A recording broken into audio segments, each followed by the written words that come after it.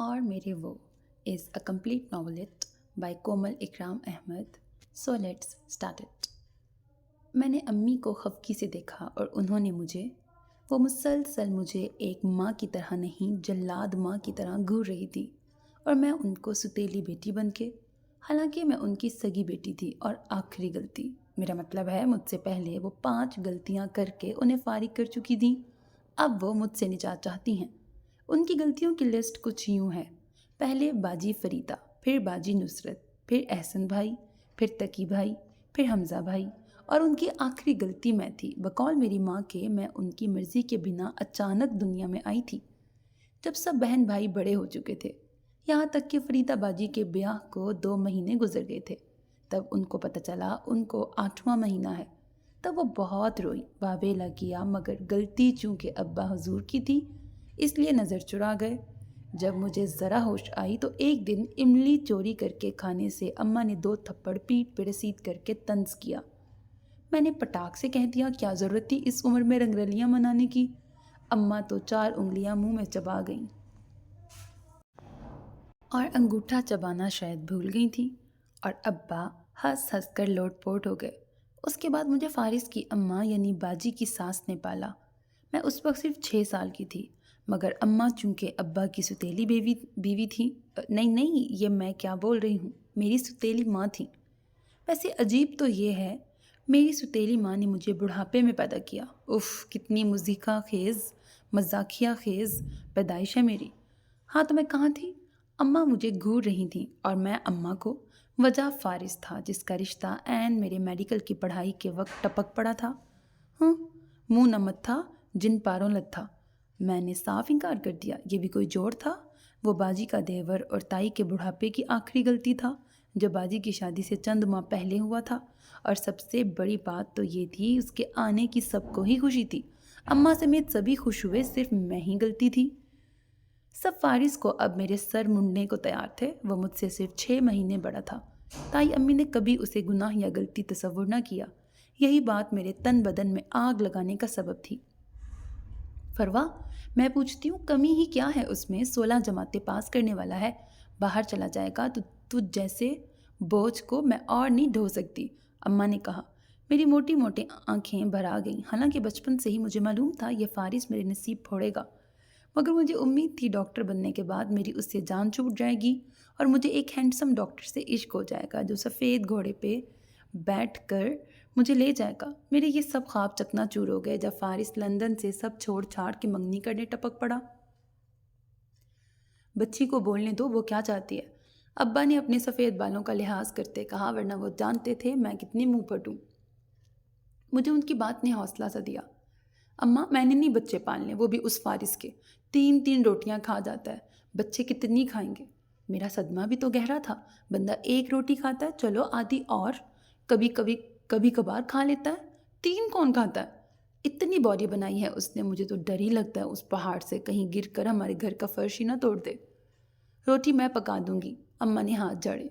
या फरीदा पका देगी, तेरे हाथ की तो वो वैसे भी नहीं खाएगा. आधी जली आधी कच्ची रोटी, वो भी कहीं से उसकी टांग निकली होती है, कहीं से दांत टूटे होते हैं. अम्मी अपनी इस तौहीन पर मेरी आंखें भर आ गई. रोटी बनाना इतना मुश्किल काम है, मैंने दुख से अम्मा को बताया. क्या मुश्किल है इसमें, अम्मा ने घूरा. नेक बख्त, बात रोटी की नहीं मंगनी की हो रही है. अब्बा चारपाई पर लंबी ताने बोले. मैं उनके पैरों में बैठ के पैर दबाने लगी. शायद उस फारिस से जान छूट जाए. अब तेरा मसला हल हो गया. अम्मा ने हाथ झाड़े, जैसे इन हाथों पे धूल की जगह मैं थी, और वो उन्होंने झाड़ दी.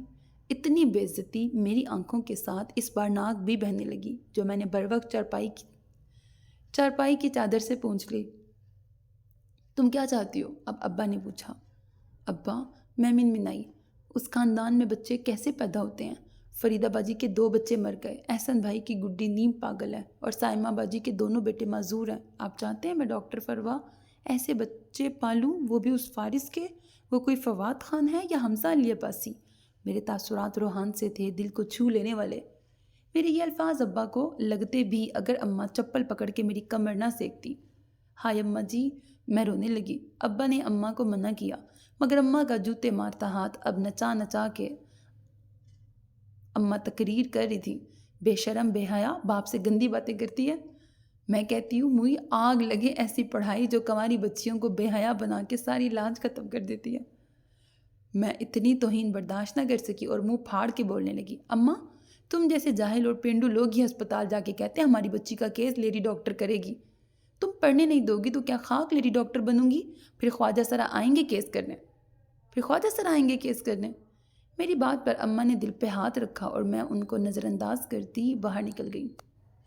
اچھا بائی دا وے، جو پچھلی 2-3 لائنز میں نے بولی ہیں مجھے ہر ایک لائن پہ اعتراض ہے، اماں کو جاہل کہنا اور یہ خواجہ سرا والی بات، بہرحال لکھا ہوا ہے تو میں اس لیے پڑھ رہی ہوں۔ اب مجھے اس فارس کا منہ توڑنا تھا جو اپنا رشتہ بھیج کر خود کو کہیں کا پھنے کھاں سمجھ رہا تھا۔ ہاں، اتنا یہ ہیرو کسی ناول کا۔ میرا بی پی بہت ہی تیز تھا۔ میں بڑی خود کو توپ چیز سمجھ کے فارس کے گھر گئی۔ وہاں جاتے ہی میرا منہ کھل گیا۔ وہ فارس کا بچہ میری باجی کے ہاتھ سے پراٹھا کھا رہا تھا۔ میرا تو دل بھی جل بھن کے کوئلہ ہو گیا۔ میں جلدی سے باجی کے پاس گئی اور چارپائی پر بچی باقی جگہ سمیٹ کر بیٹھ گئی اور اپنی چوٹی اٹھا کے فارس کے منہ پہ ماری۔ وہ آنکھ بچاتا اٹھ گیا۔ میں اس کی چال خوب سمجھ چکی تھی، یہ آدمی میری بہن کو مجھ سے چھیننا چاہتا ہے۔ بچپن سے ہی باجی کے ساتھ ایسا تھا، ان کے بچوں سے زیادہ یہ فتنہ ان کا بچہ تھا۔ میں نے اپنے چھوٹے سے منہ کو بڑا سا کھولا اور باجی کے آگے کیا۔ وہ مجھے گھورتی، نوالا میرے منہ کے آگے سے گزارتی فارس کے منہ تک لے گئی۔ کیا لینے آئی ہو؟ باجی نے پوچھا۔ میری تو روح رونے لگی۔ اتنی بے عزتی ایک ہی دن میں؟ بھلا میں مانگنے والی ہوں جو صرف لینے ہی جاؤں گی وہاں؟ ہاں، زہر۔ خیر میں نے خود کو صنم جنگ سمجھ کے جواب دیا۔ اوپر گندم میں ماچس کی ڈبی میں ڈال کے رکھا ہے، کیڑا نہ لگ جائے اس لیے وہاں سے لے لو، باجی نے لاپرواہی سے کہا اور میں پیر پٹکتی واپس گھر چلی گئی۔ وہ کہتی رہ گئی جا کے لے لو۔ میں اب بہت افسردہ تھی۔ مجھے کسی طور اس فارس سے شادی نہیں کرنی تھی۔ وجہ وہی لو میرج کا شوق اور وہ بچے جو ہمارے خاندان اور نہایت ذاتی معاملہ تھا۔ یہ مسئلہ صرف ہمارے ہی خاندان میں تھا، حالانکہ کزن میرج نہ ہو تب بھی یہ ہو جاتا ہے، مگر میں اس بات کو مسئلہ بنانا چاہتی تھی۔ جیسے جیسے منگنی کے دن قریب آ رہے تھے میرے دل میں وسوسے اور وہم بڑھتے جا رہے تھے۔ میں نے کافی بار سوچا فارس سے بات کر لوں مگر وہ منہ ہی نہ لگاتا تھا۔ اللہ کیا بتاؤں کتنا شرما رہا تھا، حالانکہ مجھے شرم چھو کے بھی نہ گزری تھی۔ دل کسی فلمی ہیروئن کی طرح خالی خالی تھا۔ میں بھرپور خود کو سجل علی تصور کر رہی تھی، کس طرح وہ منحوس بلی بن کر ہر ڈرامے میں روتی رہتی تھی۔ میں خود کو سجل علی سمجھ تو لیتی، پھر میری آنکھوں پہ ہلکے پڑ جاتے، پھر میری کبھی لو میرج نہ ہوتی بلکہ ارینج بھی خطرے میں پڑ جاتی۔ یہ سراسر رسک تھا، اس لیے میں صرف پانی کے آنسو بار بار لگا کے سیلفی لیتی اور فیس بک پہ ڈال کے کمنٹ وصول کرتی۔ کسی کا کوئی تسلی بخش کمنٹ نہ تھا۔ مجھے مایوسی ہوئی۔ دوستیں بھی ستیلی لگ رہی تھی، منگیتر اس سے بھی زیادہ، جو منہ بھی نہیں لگا رہا تھا۔ بندہ اکیلا دیکھ کے سیٹی بجا دیتا ہے۔ میرا دل ہی بدل جاتا۔ سارے خواب چکنا چور ہو گئے جب منگنی والے دن قاضی صاحب نکاح پڑھانے آئے۔ ابا، میں گھونگھٹ اٹھا کے منمنائی۔ گھونگھٹ نیچے کرو بیٹی، وہ ہنکارا بھر کے بولے۔ میں نے اپنے سونے کے دل پہ فارس کے نام کا پتھر رکھ کر 3 بار قبول ہے قبول ہے قبول ہے بولا۔ اس بار میں بہت کپ کپا کے روئی اور آنسو اصلی تھے، مگر حیرت مجھے اس بات پر تھی سب مجھے چپ کروانے کی بجائے خوشی سے گلے مل رہے تھے۔ کسی کو میرا میک اپ خراب ہونے کی پرواہ نہ تھی، اس لیے مجھے خود ہی ضبط کرنا پڑا۔ اب وہ فارس کا بچہ، خود جناب عالی فارس صاحب میرے شوہر ٹائپ کوئی چیز بن گئے تھے۔ پوری رات میں اپنا نوکیا 1200 والا سیٹ پکڑ کے انتظار کرتی رہی کہ اب فون کرے گا، مگر نہ جی، لمبی تان کے سو گیا۔ قسم سے یہاں تک آواز آ رہی تھی کھراٹوں کی دیوار پھلانگ کر۔ میں ہر بار 14 فروری کو تنہا رہی تھی، اس بار یہ تنہائی خاصی دکھ بھری تھی۔ میرے آنسو تھے کہ خشک ہونے کا نام ہی نہ لیتے تھے۔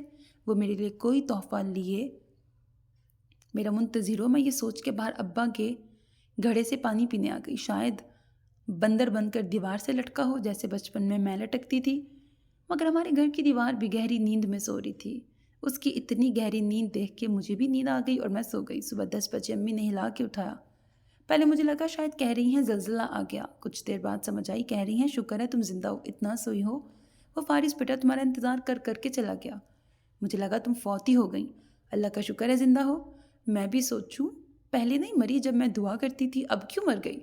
قسم سے امی کی اس بات سے میرا دل دکھ سے بھرنے لگا اور میں منہ بنا کے ناشتہ کرنے اٹھ گئی۔ پیٹ بھر کر مجھے یاد آیا امی نے کہا تھا فارس میرا انتظار کر رہا تھا، پوچھتی ہوں شاید ویلنٹائن ڈے کا تحفہ دے کے گیا ہو۔ میں نے امی سے پوچھا، امی وہ فارس کیوں آیا تھا اور مجھے اٹھایا کیوں نہیں؟ اماں حیرت سے دیدے پھاڑ کے مجھے دیکھنے لگی، ان کی ایک انگلی تھوڑی پہ تھی۔ میں نے اپنا سوال دہرایا، امی فارس کیوں آیا تھا؟ یہ فارس فارس کیا لگائی ہے؟ بے شرم، گھر والے کا کوئی نام لیتا ہے؟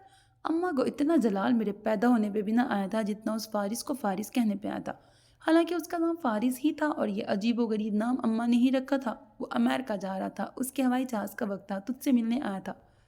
میں نے کمبل ہٹا کے تمہارا چہرہ دکھا دیا۔ اماں کی آخری بات پہ مجھے اپنے موت کے فرشتے پر غصہ آیا، جانے وہ کہاں گیا تھا جو میں اب تک زندہ تھی۔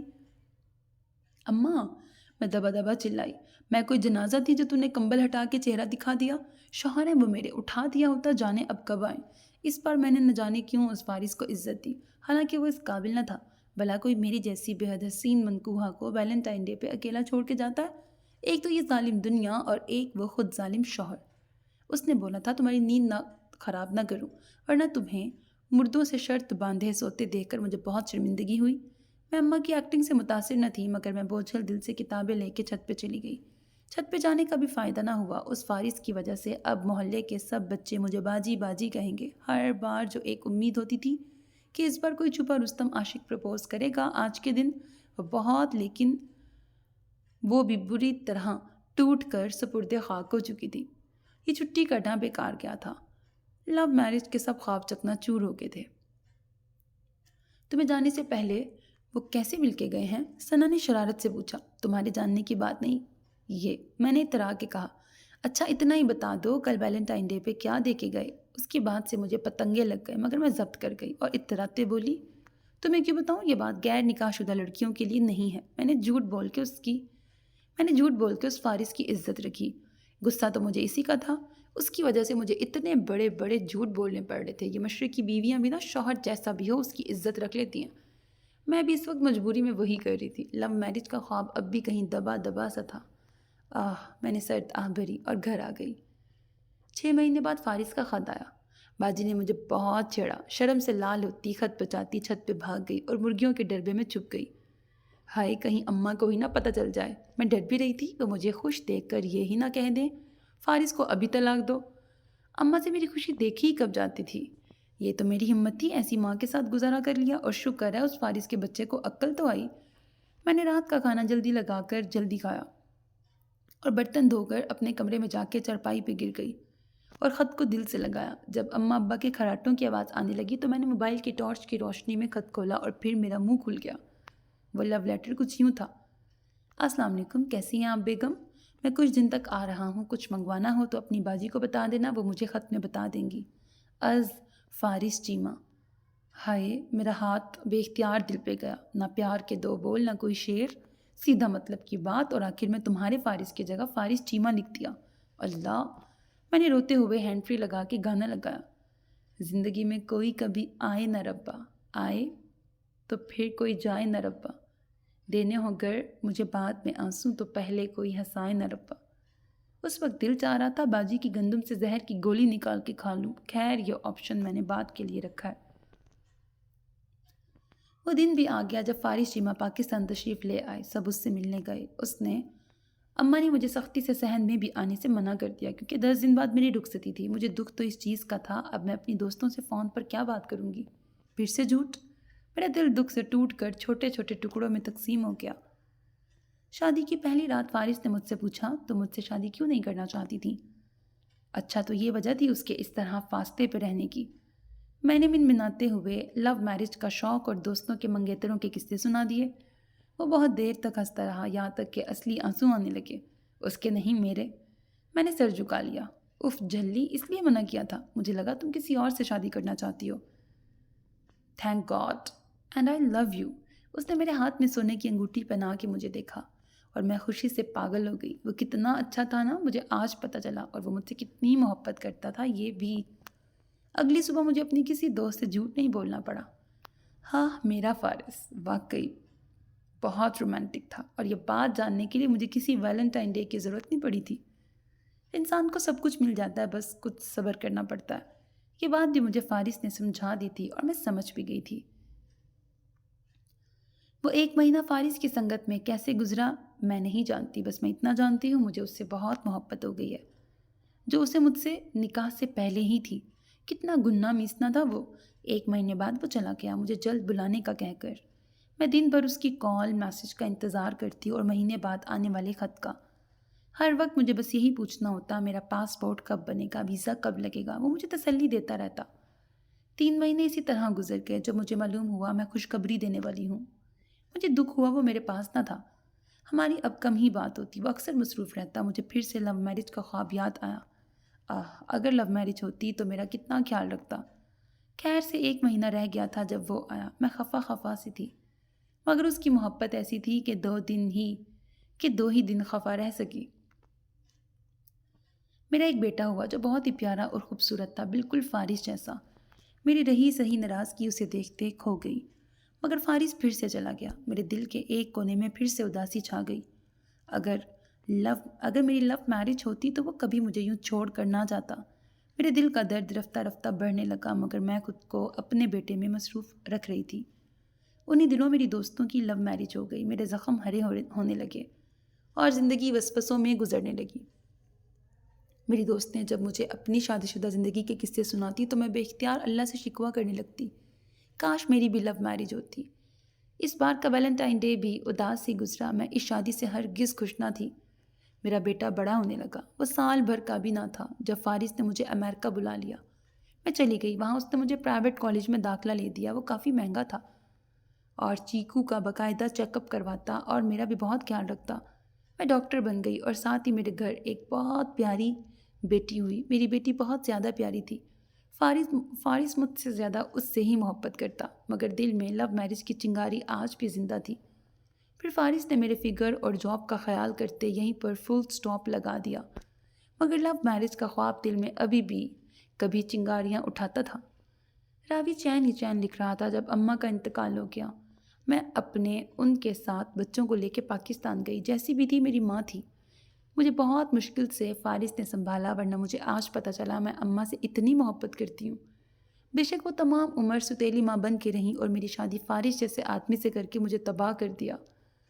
آج سے پہلے میں نے صرف ان کے لیے ستیلا پن محسوس کیا تھا، مگر اب ماں بن کر احساس ہوا تھا وہ کیوں ہر وقت مجھ سے خفا رہتی تھیں۔ امی، میں ان کے جنازے سے لپٹ جاتی جو میری وجہ سے ہی لیٹ آمد کے باعث بہت دن سرد کھانے میں تھا۔ خیر پاکستان آئی تو دوستوں سے بھی ملنا ہوا۔ وہ افسوس کرنے آئیں اور ساتھ ہی اپنا لو میرج کا بھی ایکسپیرینس شیئر کرنے لگیں۔ ایک نے بتایا جو لوگ شادی سے پہلے محبت کر لیتے ہیں وہ بعد میں صرف کام کروانا جانتے ہیں۔ ساری باتیں پہلے کر لو تو بعد میں صرف دال سبزی آٹا یہی سب رہ جاتا ہے۔ دوسری بتانے لگی غیروں سے بہتر اپنے ہی ہوتے ہیں، کم سے کم تپتی دھوپ میں تو نہیں مارتے۔ میری ساس ہر وقت لو میرج کا تانا دیتی ہیں اور وہ خاموشی سے سنتے ہیں، ہر چیز پہ روک ٹوک۔ میرے تو اپنے شوہر ہر وقت لو میرج کا تانا دیتے ہیں، گھر ہر وقت جنگ جدل بنا رہتا ہے۔ اماں ابا سے کہو تو کہتے ہیں ہم نے رشتہ نہ طے کیا تھا، تم لوگ خود ہی کر آئی تھیں، اور ہر سال جب بھی ویلنٹائن ڈے آتا ہے ہماری زندگی عذاب میں ڈل جاتی ہے۔ وہ کہتے ہیں جو لڑکی اپنی عزت خود نہیں کرتی کوئی لڑکا اس کی کبھی عزت نہیں کرے گا۔ جب کوئی لڑکی ڈیٹ یا لڑکے کے ساتھ کہیں تنہائی میں ملتی ہے تو لڑکے کے مائنڈ میں یہ بات ضرور آتی ہے کہ جو لڑکی اپنے ماں باپ اپنے بہن بھائی کی عزت کی پاسداری نہیں کر سکتی، جن کے ساتھ خون کا رشتہ ہے، تو میری کیا عزت رکھے گی؟ لڑکا ایسی لڑکی کو ڈیٹ پر تو ضرور لے جائے گا، مگر جب شادی کی بات آئے گی تو پاکیزہ کردار کی لڑکی کا ہی انتخاب کرے گا۔ اس لیے اپنے آپ کو ایسا چاند نہ بناؤ جس پہ ہر کسی کی نظر پڑے، بلکہ ایسا سورج بنو جس پہ نظر پڑتے ہی جھک جائے۔ اللہ نے بیٹی کو رحمت بنا کے بھیجا ہے، اسے رحمت بن کے رہنا چاہیے، نہ کہ زحمت۔ ہمارے شوہر تانا دیتے ہیں کیسے مجھ سے ملنے آتی تھی حالانکہ میں ایک غیر مرد تھا۔ کاش ہماری لو میرج نہ ہوتی، کم سے کم عزت سے زندگی تو کٹ جاتی۔ محبت تو مل ہی جاتی ہے، بات تو عزت کی ہے۔ جب شوہر ہی عزت نہ دے تو ساس نند دنیا کوئی بھی عزت نہیں دیتا۔ اس ویلنٹائن ڈے کی وجہ سے ہم نے پہلے خود عزت خراب کی، اب کسی کو دیکھتے ہیں تو ترس آتا ہے۔ وہی اچھے ہیں جو حرام کے رشتوں میں خواب کی تعبیر نہیں ڈھونڈتے، کم سے کم عزت سے سر اٹھا کر تو جیتے ہیں۔ اس قسم کی بہت سی باتیں مجھے انہوں نے بتائیں، وہ تو چلی گئیں اور میرے دل میں دبی لو میرج کی حسرت بھی چلی گئی۔ میں نے اس رات امی کو بہت یاد کیا اور اللہ کا بہت شکر ادا کیا، اور میرے وہ تو نکاح کے بعد بھی مجھ سے فاصلے پہ رہے تھے، نہ کبھی کسی ویلنٹائن ڈے پر اوچھی حرکت کی تھی، نہ کبھی مجھے کسی خواہش کا تانا دیا تھا۔ فارس تو اللہ کا انعام تھے۔ مجھے اب سمجھ میں آئی جو محبت کرتے ہیں وہی عزت دیتے ہیں، اور فارس نے تو کبھی مجھ سے اونچی آواز میں بات تک نہ کی تھی۔ مجھے اپنے شانہ بشانہ چلایا، مجھے سوسائٹی میں موو آن کرنا سکھایا تھا۔ آج سمجھ میں آیا تھا وہ ہمارے رشتے اور میری ہی عزت کی حفاظت کر رہے تھے۔ کتنے اچھے ہیں وہ۔ میں نے ایک نظر چارپائی پہ اپنی بیٹی کو سینے پہ سلائی اپنے معصوم اور پاکیزہ شوہر کو دیکھا، جن کا ہر خالص جذبہ اور محبت صرف میرے لیے تھی۔ میں تو دنیا کی سب سے خوش قسمت لڑکی تھی جسے اتنا پاکیزہ شوہر ملا تھا۔ ویلنٹائن ڈے کا کیا ہے؟ آپ کا شوہر جس دن جب کہیں بھی آپ کی طرف محبت سے مسکرا کے دیکھے، یا 4 لوگوں میں کھڑے ہو کے کہے میٹ مائی وائف، یا آپ کے کھانے کی تعریف کرے، وہ ویلنٹائن ڈے ہی ہوتا ہے۔ محبت کے اظہار کے لیے کسی خاص دن، جگہ یا تحفے تحائف کی ضرورت نہیں ہوتی، کیونکہ چیزیں تو مصنوعی ہوتی ہیں، وقتی ہوتی ہیں، ٹوٹ جاتی ہیں، پرانی ہو جاتی ہیں، گم جاتی ہیں، مگر عزت، جذبات اور پاکیزہ محبت نہ کہیں جاتی ہے، نہ کبھی ختم ہوتی ہے، نہ بے عزتی کا داغ لگنے دیتی ہے۔ اور فارس تو بہت پاکیزہ محبت کرنے والے انسان تھے۔ ان کا کسی عام لو میرج کرنے والے سے کیا مقابلہ، جو پہلے اظہار کرتے ہیں، جان دینے کی قسم کھاتے ہیں، چاند تارے توڑ لانے کی باتیں کرتے ہیں، پھر لو میرج کر کے اسی محبوبہ کو مفت کی نوکرانی بنا دیتے ہیں۔ پھر عورت سر اٹھا کر نہ بات کر سکتی ہے، نہ کسی غلط اقدام شوہر کو کچھ کہہ سکتی ہے، نہ کسی غلط اقدام پر شوہر کو کچھ کہہ سکتی ہے۔ دنیا تو دنیا، ماں باپ بھی کچھ نہیں کہہ سکتے، کیونکہ وہ آپ کی اپنی چوائس ہوتی ہے۔ اگر میری کسی انجان شخص سے ملاقاتوں کے بعد لو میرج ہو جاتی تو میرا بھی یہی حال ہوتا۔ میں فارس کو دیکھتے سجدہ شکر میں جھک گئی۔ بے شک وہ میرے لیے اللہ کا تحفہ ہیں۔ بہت شکریہ اللہ پاک۔ I love you Allah.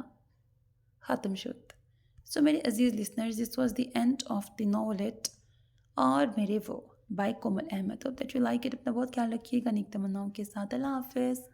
And don't forget to subscribe to my channel, because that's how you can encourage me, and that's the only kind of support and encouragement which I want from all of you. Allah Hafiz.